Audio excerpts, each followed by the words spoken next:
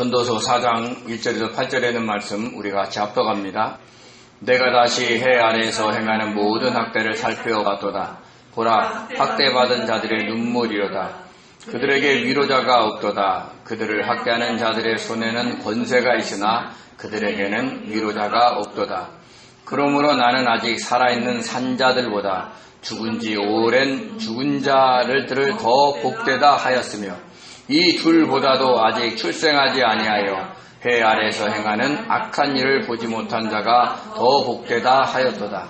내가 또 본즉 사람이 모든 수고와 모든 재주로 말미암아 이웃에게 시기를 받으니 이것도 헛되어 바람을 잡는 것이로다. 우매자는 팔짱을 끼고 있으면서 자기의 몸만 축내는도다. 두 손에 가득하고 수고하며 바람을 잡는 것보다 한 손에만 가득하고 평온함이 더 나으리라. 내가 또 다시 해 아래서 헛된 것을 보았도다. 어떤 사람은 아들도 없고 형제도 없이 홀로 있으나 그의 모든 수고에는 끝이 없도다. 또 비록 그의 눈은 부요를 족하게 여기지 아니하면서 이르기를 내가 누구를 위하여는 이같이 수고하고 나를 위하여는 행복을 누리지 못하게 하는가 하여도 이것도 헛되어 불행한 노고로다. 아멘. 아멘. 어느 사회든지 간에 조직이 있습니다. 그리고 그 조직에는 계급으로 이루어져 있습니다. 옛날에는 대표 또 회장님이라고 부르죠.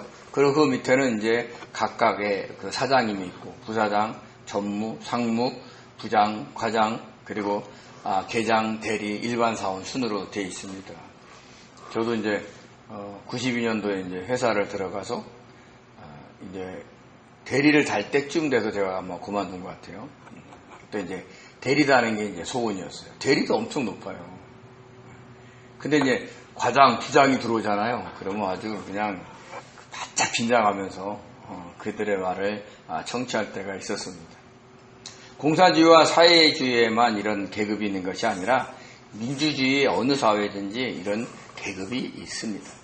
왜냐하면 이런 계급이 있어야 그 명령체제가 일사불란하게 움직일 수 있기 때문입니다. 그래서 계급사회, 그런 마치 막 공산주의 같고 사회주의 같지만 민주사회에서는 다 있어요. 요즘에는 수직관계보다는 수평관계를 추구한다고 하지만 그래서 각 팀별로 나눕니다. 근데 그 팀 안에도 뭐 책임이 있고 선임이 있고 이런 부른 호칭이 있어요. 그걸로 우열을 나누거든요. 그래서 어쩔 수 없이 계급이 존재하게 돼 있다는 거죠. 가정에서도 마찬가지입니다. 계급이 있지요. 그래서 모든 사람들은 어떤 곳에서는 지배자가 되기도 하고 어떤 곳에서는 지배를 받는 자가 되는 겁니다. 가정에서는 지배자로서 행세를 하다가도 직장에 가면 지배를 받는 자로 순종하며 살아가는 그런 사람들도 있죠. 뭐 대부분 사람들이 아마 그럴 겁니다. 근데 이때 나쁜 지도자를 만나면 어떻게, 지배자를 만나면 지배받는 자들이 학대를 당한다는 거죠. 우리 사회에 생각지도 않는 곳곳에 학대가 많습니다. 물론 이제 좋은 지배자를 만나면 그만한 가정, 그만한 직장이 없습니다. 아무리 힘든 일을 해도 위에 있는 상사가 좋은 사람이면 견딥니다. 근데 아무리 편한 직장이라도 위에 있는 상사가 나쁜 사람이면, 까다로운 사람이라면, 괴롭히는 사람이라면 그 직장은 오래 못 있어요. 그래서 사회생활 하다가 어떤 사람은 퇴사를 하기도 하고 어떤 사람은 못 견디다가 자살을 하기도 하고 그렇습니다. 솔로몬은 당대 최고의 지배자입니다.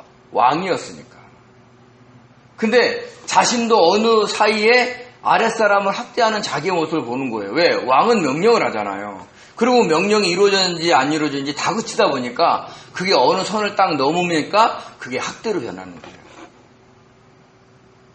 나라를 운영하는 차원에서의 명령을 넘어서 그 사람을, 능력도 안 되는 사람을 강요하다 보니까 그게 학대라는 것을 뒤늦게 알게 된 거죠.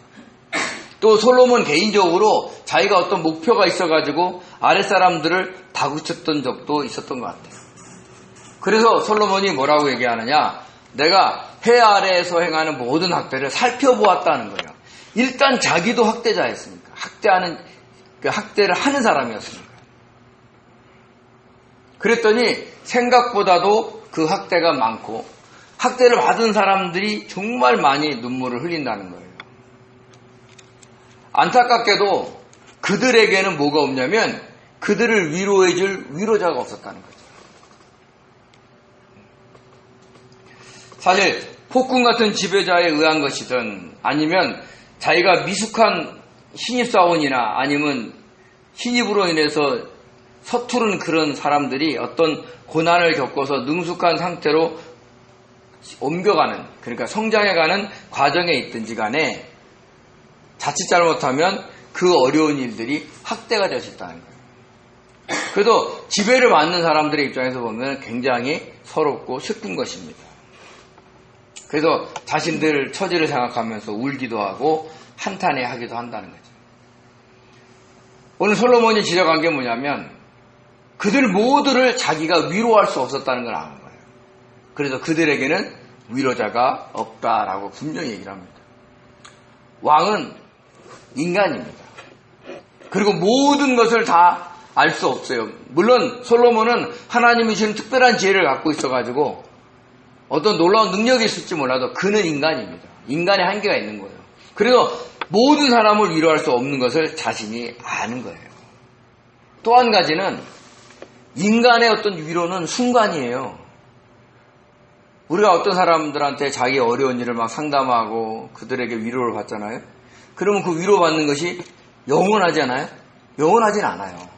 그와 함께 있었던 그 시간, 그때뿐이지 나머지는 다 자기가 결국은 당하고 견디고 이기고 해결해 나가야 된다라는 것입니다. 오늘 솔로몬은 두 가지를 비교를 합니다. 하나는 지배하는 자에게는 권세가 있고, 그리고 그 권세를 해서 학대를 받는 자에게는 위로가 없다는 거죠. 이것이 가장 안타깝다라고 이야기를 하는 겁니다. 권세, 힘, 능력이 있는 거예요. 우리가 보면 보통 사회생활 할 때 그만한 지위에서 나오는 힘이 있어요. 그 힘에 의해서 그 사람의 지배를 받게 되는 거죠. 그래서 정도가 넘었으면 학대의 반열에 들어설 수 있는 것입니다. 이런 학대가 얼마나 부당하고 심했으면 솔로몬은 오래전에 죽은 사람이 더 좋았다, 복되다라고 이야기를 합니다. 그래서 2절에 이렇게 얘기하죠. 그러므로 나는 아직 살아있는 산자들보다 죽은 지 오랜 죽은 자들을 더 복되다 하였도다. 그러니까 아주 오래전에 죽은 자들이 더 낫다는 거예요. 왜? 지금 삶이 그만큼 힘들다는 것을 오늘 이야기를 하고 있는 겁니다. 그래서 여기서 두 부사를 대조하고 있습니다. 아직, 오래.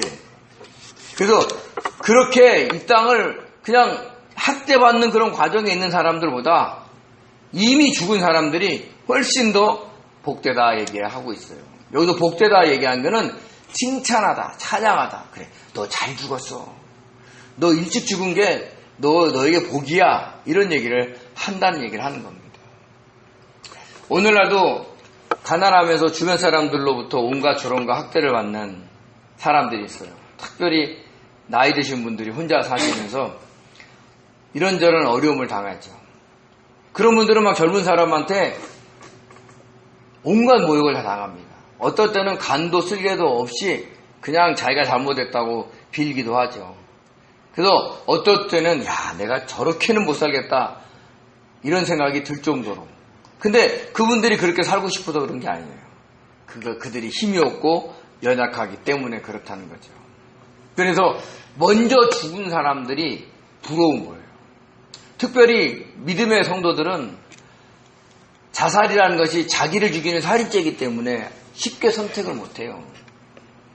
그러다 보니까 그 어려운 그 학대받는 그 환경을 견뎌내야 되는 거예요. 근데 문제는 뭐냐? 자기의 능력으로 견디다 보니까 한계가 부딪혀가지고 사람이 힘들어지고, 또 어떨 때는 그런 성도님들이 다른 사람들을 대할 때 엄청나게 거칠게 대할 때도 있어요. 자기를 방어하려고. 자기가 연약한 거를 드러내지 않거나 자기가 연약하지 않다는 것을 증명하기 위해서 사람들이 거칠어질 수가 있다는 얘기를 하고 있는 겁니다. 근데 문제는 뭐냐면 그런 분들에게 항상 돕는 위로자가 없습니다. 그래서 저와 여러분이 그런 사람들이 주변에 있으면 작은 도움이라도, 작은 친절이라도 베푸는 것이 좋습니다. 이렇게 막 삼복더위 때 막 가게마다 들러가지고 꽃을 파는 사람이 있었어요. 야, 이 더위에 그렇게 걸어다니면서 꽃을 파는 그 열정을 보고 꽃은 별로 좋아하지 않는데 그걸 사주는 사람들도 있어요. 그러니까 그 사람들이 그게 아무것도 아닌 얼마 되지 않는 거지만 하나 사줌으로 인해서 그 사람이 그 힘든 길 속에서 위로를 받는 거예요. 저와 여러분이 그렇게 살아야 된다는 것을 잊지 마시기 바랍니다. 그러니까 내가 항상 위로받으려고 하지 마시고 누군가에게 위로자가 되는 그런 역할을 해주시기 바랍니다. 근데 솔로몬은 이렇게 일찍 죽은 자보다 더 복된 자가 있다라고 얘기를 합니다. 3절에 뭐라고 얘기하면 이 둘보다도 아직 출생하지 아니하여서 해 아래서 행하는 악한 일을 보지 못한 자가 더 복되다 하였노라 라고 얘기를 합니다. 무슨 얘기냐면 이렇게 학대를 당하면서 사느니 차라리 일찍 죽는 것이 낫고 그보다 나은 것이 아예 태어나지 않는 것이 낫다. 그러니까 그런 영혼이 있다면 솔로몬은 그들을 향해서 복되다, 칭찬한다 라고 이야기를 하고 있는 것입니다. 제가 목회를 하다 보면 안타깝게 유산하는 성도나 아니면 자녀가 일찍 하나님 품에 안기는 그런 성도들을 볼 때가 있어요. 또 그분들과 만날 때도 있습니다. 뭐라고 위로가 안 돼요. 그럴 때 가끔 이 구절을 씁니다. 태어나서 이 땅에서 온갖 어려움을 당하는 이보다 아예 출생하지 않고 주님 품에 가는 것이, 또 출생했다 할지라도 얼마 안 살고 자기가 이성적으로 자기라는 존재를 깨닫기 전에 주님 품에 안기는 것이 더 복되지 않습니까? 라고 권면하는 구절이기도 합니다. 사실 얼마나 힘들면 이런 고백을 하겠어요. 근데 성경에 이런 고백을 하는 사람이 있습니다. 바로 욥입니다. 욥은요, 당대에 의인이었고 부유한 자였어요. 근데 어느 한순간 사탄의 공격에 의해서 모든 것을 잃어버립니다. 자녀들도 재산들도. 심지어는 건강까지 잊어버려요. 그럴 때 지금 다윗이 욥기 3장에서 자기가 태어난 날들을 저주합니다.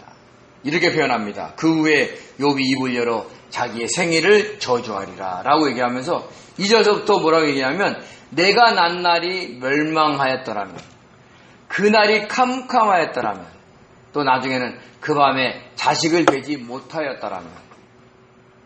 그러니까 자기가 태어난 날을 계속해서 저주하고 있는 거예요. 왜? 지금 고통이 너무 심하기 때문에 그렇게 얘기를 합니다. 그래서 나중에 16절에 뭐라고 얘기하면 나는 낙태되어 땅에 묻힌 아이처럼 빛을 못한 아이들 같이 그렇게 되었으면 좋겠다라고 표현을 하기도 합니다. 그러니까 그 삶의 고통이 너무 심했기 때문에 그런 얘기를 하는 거죠. 그때 새 친구가 와서 위로한답시고 위로하는 것이 욥을 꾸짖는 거였어요. 그러니까 이 땅에서는 진정한 위로자가 없는 거예요. 근데 우리가 알아야 될 게 솔로몬이 전도서를 쓸 때는 이 땅에서는 위로자가 없어요. 근데 오늘날은 다릅니다. 오늘날은 구약의 시대가 아니라 신약의 시대예요. 신약에는요, 눈에 보이지는 않지만 영원한 위로자가 우리들에게 있다는 것을 잊지 마시기 바랍니다. 그게 바로 예수님이고 성령님이세요. 우리가 보통 성령님을 보혜사라고 얘기하죠. 보혜사, 파라클레토스, 돕는 자, 중재자, 변호자, 위로자. 늘 위로하시는 거예요. 요한일서 2장 1절에 보면 뭐라고 했냐면 나의 자녀들아 내가 이것을 너희에게 쓰면 너희로 죄를 범하지 않게 하려 함이라. 만일 누가 죄를 범하여도 아버지 앞에서 우리에게 대언 자가 있으니 곧 의로우신 예수 그리스도라. 우리가 막 죄를 지어서 막 너무 안타깝고 회개하고 있는데 우리에게 대언자가 있다는 거예요. 그 대언자의 헬라어가 파라클레토스예요. 우리를 돕고 우리를 위로해 주는 분이 있는데 그분이 누구냐? 예수 그리스도라는 거예요. 요한복음 14장 16절에는요, 주님이 말씀하셨어요. 내가 아버지께 구하겠으니 그가 또 다른 보혜사를 너희에게 주사 영원토록 너희와 함께 있게 하리라 라고 얘기를 했습니다. 그 다른 보혜사가 파라클레토스, 성령이십니다. 저와 여러분 안에는 누가 계시냐면 이분이 계신다는 거예요. 성령이. 근데 그분이 누구냐? 위로자라는 거죠. 우리는 때로는 사람들에게 자기 어떤 처지나 자기 어떤 고통을 얘기해서 위로받으려고 해요. 그게 틀렸다는 게 아닙니다. 사람들의 위로도 때로는 필요합니다. 어떤 면에서는 사람들의 위로가 더 큰 힘을 발휘할 때가 있어요. 그렇지만 우리에게는 또 한 가지의 통로가 있다는 걸 잊지 않아야 된다는 거죠. 사람들의 위로는 순간이고 잠깐일지 몰라도 우리에게 영원한 위로자가 되시는 성령이 우리 안에 계신다는 걸 아셔야 돼요. 그래서 우리가 힘들고 어려울 때 자기가 그 어려운 처지를 늘 고백하는 거예요. 주님, 내가 이렇습니다. 성령님 나 좀 도와주세요. 기도하고 일하는 것과 기도하지 않고 일하는 것이 확연히 달라지는 것을 느끼셔야 돼. 그래야 우리가 우리 안에서 나를 돕고 계시는 그 위로자이신 성령의 그 인도를 받을 수가 있다는 것을 잊지 마시기 바랍니다. 근데 이런 느낌이 없다. 그러면 뭘 잘못했느냐? 바로 우리가 주님께 기도하지 않았다는 거죠. 예레미야 34장 3절에 그랬습니다. 너는 내게 부르짖어라. 내가 내게 응답하겠고 내가 알지 못하는 크고 은밀한 일을 내게 보이리라. 너희가 부르짖고 찾지 않아서 그렇지 주님은 너희 안에 있다는 얘기를 하는 거예요. 하나님은 너희가 가까이 있다는 거죠. 그래서 야고보서 4장 8절에 뭐라고 얘기하면 하나님을 가까이 하라. 그리하면 너희를 가까이 하라. 가까이 한다는 게 뭐예요? 네? 우리가 순간순간 주님을 찾는다는 거예요. 주님의 뜻도 묻고 우리가 주님에게 좀 더 의지하며 살아가는 그 가까이함이 있어야 그분이 주시는 위로를 우리가 느낄 수 있다는 거죠. 그래서 저와 여러분은 죽은 지 오래된 자가 부럽지 않고 태어나지 않는 자가 부럽지 않는 사람으로 살아가셔야 돼요. 세상에서는 학대를 받는다 할지라도 지배를 받는다는 입장에 할지라도 내 주변에 있는 사람들에게 위로가 없는다 할지라도 우리 안에 정말 나를 위해서 기도해 주는 그 위로자가 있다는 것을 우리가 기억하시고 그분께 의지하며 그 위로를 맛보는 지혜로운 성도 되시기를 바랍니다.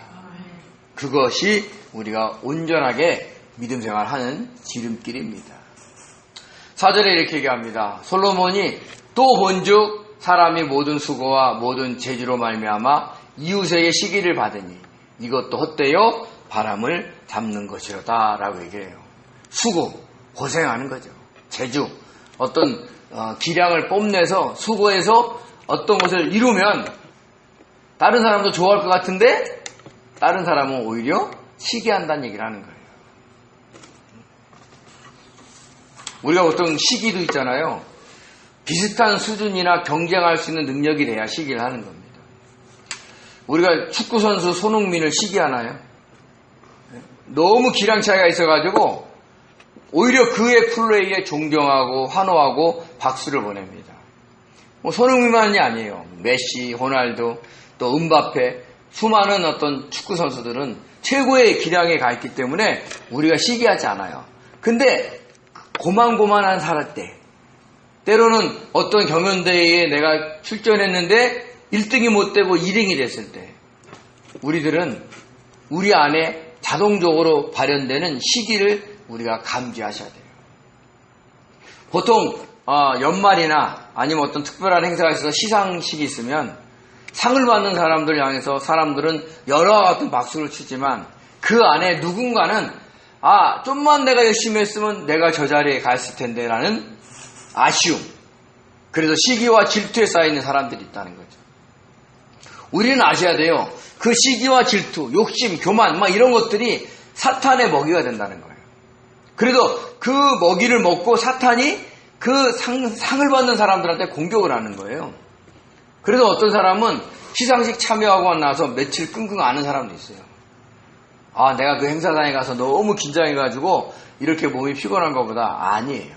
그런 것도 있지만 영적으로 사람들의 그 시기심을 먹어서 그것으로 공격하는 사단의 세력이 있었다는 것을 우리는 아셔야 되는 겁니다.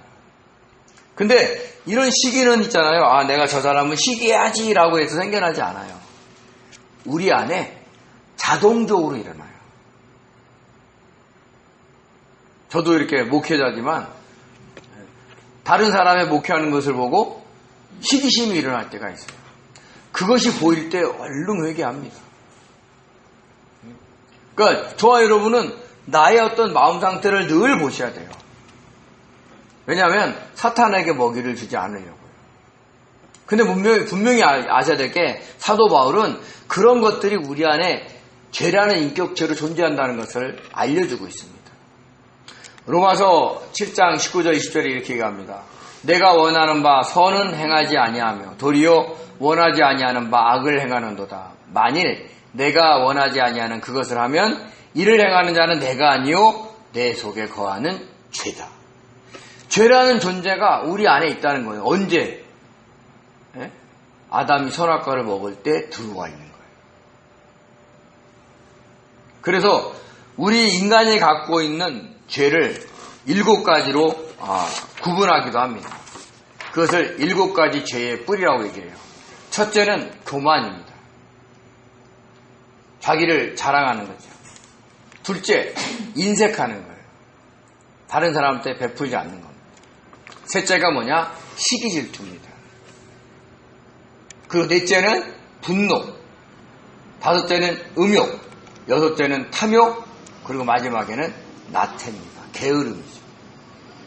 이런 죄의 뿌리가 우리 안에 있는 거예요. 근데 저와 여러분이 그걸 이길 수 있느냐? 그렇지 않아요. 우리가 이것을 갖다가 스스로 통제하기 수가 없어요. 그래서 우리 스스로가 이것을 통제할 수 없기 때문에 우리가 성령의 도우심을 받아서 이것을 통제하려고 하셔야 됩니다. 그래서 내가 교만해질 때 성령께 기도하면서 주님, 저에게 겸손함을 주십시오.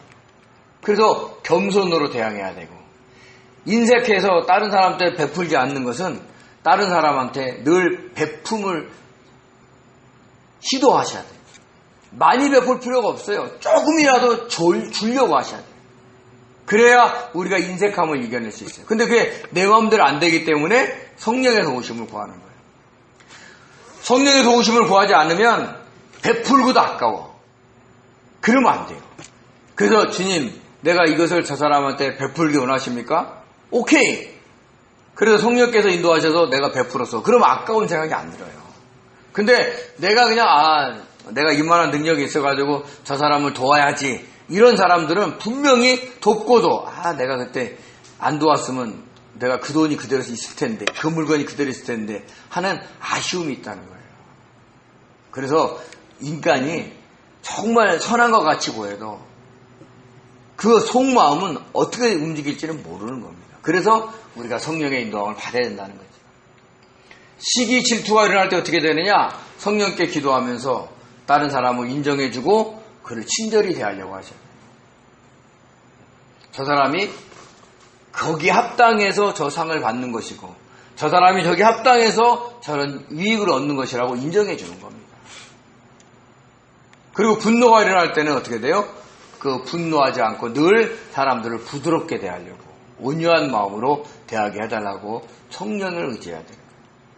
그리고 우리가 음욕이 불릴 때 일어날 때는 정결하게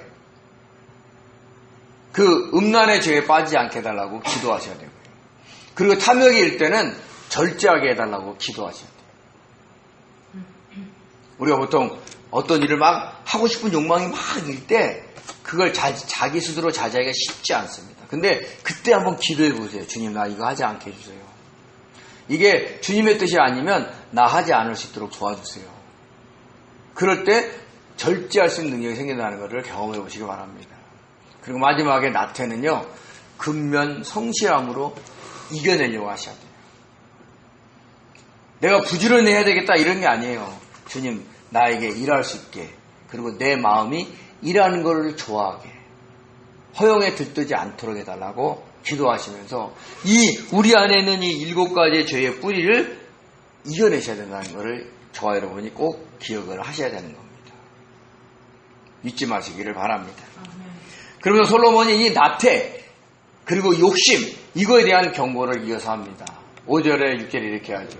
우매자는 팔짱을 끼고 있으면서 자기 몸만 축내는도다. 두 손에 가득하고 수고하며 바람을 잡는 것보다 한 손에만 가득하고 평온함이 더 나으니라 라고 얘기합니다. 여기서 우매자의 히브리어 캐실은요, 바보, 멍청이, 어리석은 자라는 건데, 이때 바보, 멍청이는 자기만을 위해서 살아가는 사람을 얘기하는 거예요. 지능이 떨어지는 사람이 아니에요. 하나님의 뜻을 알고 하나님의 존재를 알지 못하고 살아가는 사람들 얘기하는데, 그 사람들이 어떤 사람들이냐? 그들 중에는 자기 중심적으로 살면서 남들이 수고해서 성공하고 번영하는 것을 시기 질투할 뿐만 아니라 시기 질투하는데도 자기는 아무것도 안 해. 그래서 팔짱을 딱 끼고 있어요. 손을 끼고 있으면 어떻게 돼요? 자기 일을 할 수 있어요, 없어요? 없는 거예요. 자기 능력을 가두는 거예요. 그러면서 자기 몸만 축내는 거죠. 게을러서 아무것도 안 하는 거예요. 그래서 놀기만 하죠. 그럼 놀기만 하면 어떻게 돼요? 그 사람의 장래가 밝을까요? 아니요. 어떻게 됩니다. 그러면서 그 사람은 온갖 핑계를 댑니다. 자기가 일하지 않는 거. 그러면서 원망 불평만 늘어나게 되는 거죠. 그래서 우매자라는 얘기를 하는 거예요. 또 한 가지는요, 너무 욕심이 많은 거죠. 그래서 너무 욕심이 많이다 부르다 보니까 이 사람이 두 손에 가득하고 수고하면서 살아가는 거예요. 이 말은 뭐냐면 계속해서 모으기만 하는 거예요. 가지려고만 한다는 거죠. 근데 반대로 한 손에만 가득하면 한 손은 어떻게 돼요? 비어있다는 거예요. 그럼 왜 비었을까요? 네? 다른 사람한테 베풀면서 비어있는 거예요. 두 손 가득하면서 수고하는 사람이 어떤 사람이냐? 헛된 사람, 바람을 잡으려는 것이고, 한 손에만 가득한 사람은 마음이 편안해진다는 거예요. 우리는요, 성령 안에 살기 때문에 마음이 예민해요. 그래서 할 수만 있으면 마음이 힘든 일은 안 하려고 하셔요. 우리가 꼭 뭐 도덕적으로 잘 살아야 된다 이런 얘기를 하는 게 아니에요. 어떤 일상의 작은 일도 내 마음에 꺼리낄 것 같다. 성령으로 인해서 내가 힘들 것 같다. 그러면 그거를 나에게 어떤 일이 생긴다 할지라도 내려놓을 줄 아는 그런 성도들이 되셔야 되는 겁니다. 그래서 한 손 가득하다. 즉 지금 내가 먹고 사는데 별 어려움이 없고 그 정도만 돼도 나는 감사하다 하고 얘기하면서 다른 사람한테 베풀 줄 아는 사람이 되라, 이런 얘기를 하고 있는 겁니다. 그래서 우리가 한 손에 가득, 양손에 가득한 것보다 한 손에 가득한 것으로 해서 평온함을 추구하는 그런 사람들이 되어야 된다는 걸 잊지 마시기 바랍니다. 그래서 뭐라고 얘기하느냐? 이런 사람들이 어떤 사람이냐? 자족한 마음 갖는 사람. 디모데전서 보면 돈을 사랑함이 일만하게 뿌리다라고 얘기했어요. 사람들은 돈을 사랑하지 않을까요? 저도 돈을 사랑합니다. 돈이 있어야 어떤 일도 할 수 있으니까. 근데 성경에는 항상 분수 이상의 것을 얘기하지 않아요. 너에게 맞는 것만큼 사랑해도 된다는 거예요. 근데 그 이상 사랑하게 되면 악에 빠질 수 있다는 것을 통해서 경고하는 거예요. 그러면 그걸 분수 이상 하지 않으려면 어떻게 되느냐? 자족하는 마음이 있어야 돼요. 아, 이 정도면 됐어. 이 정도면 됐어. 나는 이 정도 있으니까 이 사람한테 이 정도 나눠주면 돼. 라는 그런 마음을 소유하라고 얘기를 하고 있다는 것을 저와 여러분이 꼭 잊지 않으셔야 된다는 겁니다. 그리고 7절 8절에 또 한 가지 얘기를 합니다. 내가 또다시 해 아래에서 참된 것, 헛된 것을 보았도다. 어떤 사람은 아들도 없고 형제도 없이 홀로 있으나 그의 모든 수고에는 끝이 없도다. 이 얘기는 뭐냐면 주변에 건설할 사람들이 없는데 이 사람의 수고를 멈추지 않는 거예요. 그래서 눈의 부유함을 족하게 여기지 않고 하는 소리가 얘기한 게, 내가 누구를 위해서 이렇게 수고하고 왜 나에게는 이런 행복을 누리지 못하는가 하고 한탄해하면서 산다는 거죠. 저는 주변에 재산이 많은데도 누리지 못하고 그냥 악착같이 살아간 사람들을 봐요. 그러면서 다른 사람의 삶을 낭비적인 삶, 허영의 삶이라고 지적하는 사람들도 봅니다. 근데 그렇지 않아요. 오히려 그 사람이 하나님 앞에서는 욕심껏 살아가는 거예요. 자기가 특별히 건사할 아들, 딸도 없고, 아니 있다 할지라도 충분히 할 수만 있으면 그 이상의 것으로는 다른 이웃에게도 베풀고 또 자기에게도 쓸 줄 아는 사람들이 돼야 되는 거예요. 근데 막 오로지 그냥 막 자기만 막 모으려고 하고 가지려고 하면 그것을 보고 솔로몬이 헛되다라고 이야기를 하고 있다는 것을 우리는 잊지 않으셔야 되는 겁니다. 오늘 본문 말씀 중에서 솔로몬이 헛됨에 대한 얘기를 3번 했어요. 한 가지는 세상에 학대가 많고 그래서 그로 인해서 위로자가 없고, 또 한 가지 또 내가 또 본즉 우매한 사람들도 있고, 또 어떤 사람들은 자기로 인해서 애쓰고 수고해서 어떤 목표를 이뤘는데 그것을 시기하는 모습들을 보면서, 또 지금은 자기가 건설할 것이 없는데도 자기의 수고를 놓지 않고 계속해서 그냥 애쓰고 수고하는 그런 인생을 보면서 다 헛되다라고 얘기를 합니다. 하나님 앞에 카운터가 안 된다는 얘기를 하는 겁니다. 저와 여러분이 항상 자족하는 마음, 그리고 베풀려는 마음, 아까 우리가 봤죠? 7가지 죄뿌리. 그런 것들을 우리가 늘 생각하면서 이런 것들이 내 안에 인격적으로 작용하고 있다는 것을 인정하셔야 돼요. 그래야 내 안에서 교만서부터 나태까지 있다는 것을 고백하고 늘 자기를 돌아보셔야 됩니다. 저와 여러분의 삶에 위로자가 없는 학대? 아니에요. 우리는 학대를 받아도 우리를 영원히 위로하시는 성령이 있다는 걸 잊지 마시고, 그리고 우리는 내가 가진 것의 어떤 일부를 늘 남에게 줌으로 인해서 평온함을 추구하는 것이 우리에게 좋다는 것을 꼭 기억하시기 바랍니다. 그래서 저와 여러분은 이 땅을 헛되지 않게 바람을 잡는 것 같은 그런 인생이 아닌 정말 하나님이 기뻐하시는 복된 삶 사시기를 예수님의 이름으로 축원드립니다. 기도하겠습니다. 은혜로우신 하나님 감사드립니다. 위로자가 없는 학대가 있는 이런 세상,